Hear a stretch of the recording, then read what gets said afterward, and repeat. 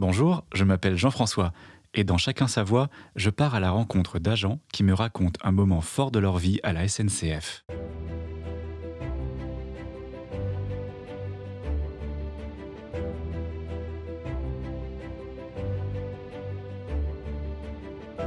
Qu'est-ce qu'on fait quand un train tombe en panne et qu'il ne démarre plus ?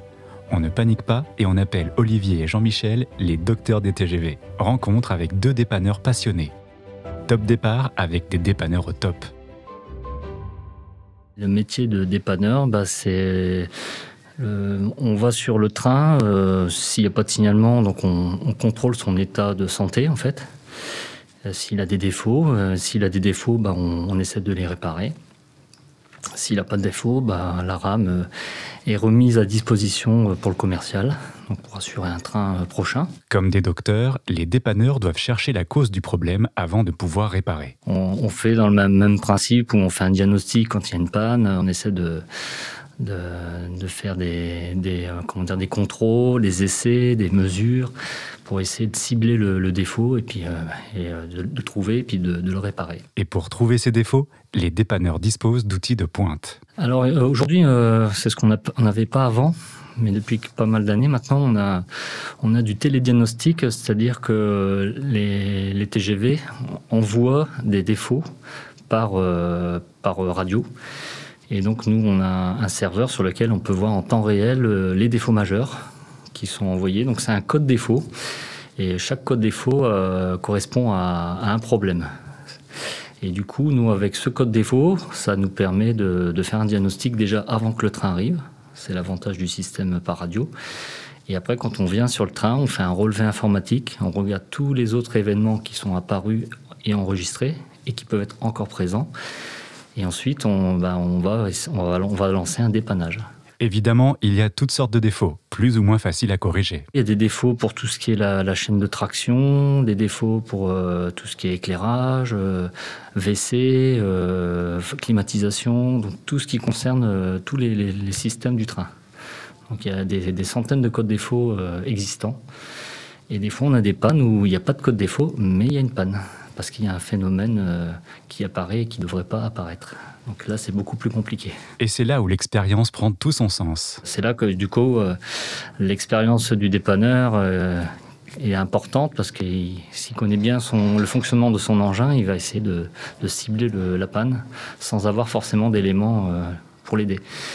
Donc là, ça sera des mesures ou des essais qui vont permettre de déterminer la panne. L'expérience avec toutes ces années de dépannage qui font que on finit par connaître les trains et on gagne du temps dans l'analyse et on est plus efficace. Et être efficace et rapide, c'est d'autant plus important quand on intervient sur des rames où il y a des voyageurs. Alors c'est vrai que c'est un sentiment un peu particulier puisque dans ce cas de figure, quand on est en gare et quand on est appelé à justement effectuer un dépannage très très rapidement, il faut avoir les bons gestes au bon moment, la bonne méthode et prendre la décision qui s'impose, sachant que les clients sont déjà à bord du train et qu'il va falloir que le train parte à l'heure surtout. Et j'ai eu aussi un autre cas bien particulier où sur Eurostar, en tant que voyageur, pour la première fois que je le prenais en voyageur, le train est en panne au départ de Gare du Nord et j'ai réussi à le sauver pour partir à Londres à 40 minutes de retard. Et j'étais avec ma femme et mon fils et c'était un autre cas de dépannage où là, moi j'étais en voyageur. Et c'était le fait d'avoir dépanné. Derrière, quand je suis revenu dans la file d'attente, les gens savaient que j'avais fait quelque chose et ils m'avaient applaudi et remercié énergiquement pour dire voilà.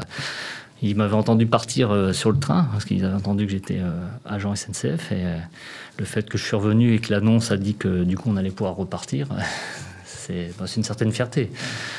Et pour moi, c'était pas grand-chose parce que c'était mon métier, on va dire, mais le fait de l'avoir fait comme ça en tant que voyageur et que j'ai permis aux autres voyageurs de partir presque à l'heure et d'éviter de partir avec des heures de retard, c'était une grande satisfaction. Même pour Eurostar, où j'ai eu des félicitations. En dehors de ces dépannages quotidiens, les deux hommes ont eu un jour l'occasion de travailler sur deux rames bien particulières, celles des records de vitesse de 1981 et 1990. Oui, donc c'était fin 2019. On m'a contacté pour faire partie d'un groupe pour dépanner les rames 16 et 325 qui étaient en garage à La Rochelle. Et donc on m'avait demandé en tant que dépanneur si je pouvais participer au niveau partie technique pour appuyer les conducteurs qui faisaient déjà partie de ce groupe. Et donc quand on m'a proposé de participer à ce groupe, ça m'a fait plaisir de travailler sur les rames des records. C'était un honneur en fait. C'est important pour les gens qui aiment les trains, la SNCF et surtout la grande vitesse d'être missionné comme ça fait vraiment plaisir de se dire si on a été appelé c'est qu'on a un rôle à jouer et c'était très valorisant pour nous et on était très fiers en fait de faire ça, même si l'issue c'est pas fini comme on aurait souhaité, mais néanmoins c'était une grande fierté pour nous de participer à ça. Merci Olivier et Jean-Michel, deux hommes passionnés et investis, couteau suisse toujours prêts pour débloquer les pannes les plus inextricables.